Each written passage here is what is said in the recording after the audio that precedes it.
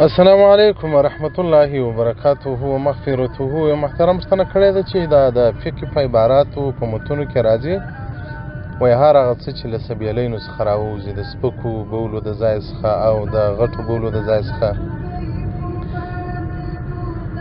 او دغه رنګه مثلا د کی وویل چې په ډکه خوله سره دغه او دسمتي، نو دی وایي ما ته په دغه عبارت کې سوال پیدا دی.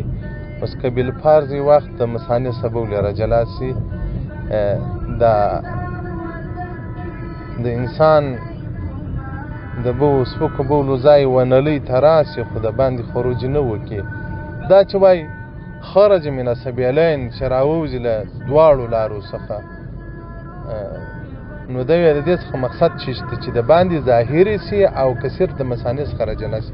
محترمه په فتاوی هندیه جلد اول صفحه نمبر 9 الفصل خامس په نواقض الوضو کې دته پوره وضاحت ورکړی دی.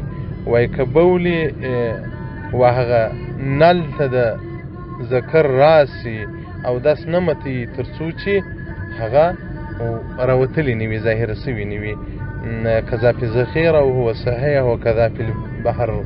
نو محترمه دا چې له مسانی څخه راجلاسي کله وخت په نله کې وي د باندې ظهور نه یې کړی، نو هېڅ مشکل نه لري. البته که بعد کې څاڅکی راووځي او یا مثلا لندوالی بیا احساس سي، هغه نو بیا د متېدلو صورتونه دي، او دا چې هلته پاته سي نه راووځي په نله کې هېڅ مشکل نه لري. کوم وخت چې ظاهره سولې تر نله راووتلې د باندې بیا اودس ورباندې ماتوي. والسلام علیکم ورحمت الله وبرکاته و مغفرته. تیل بر واچو بیا ولاړ شو.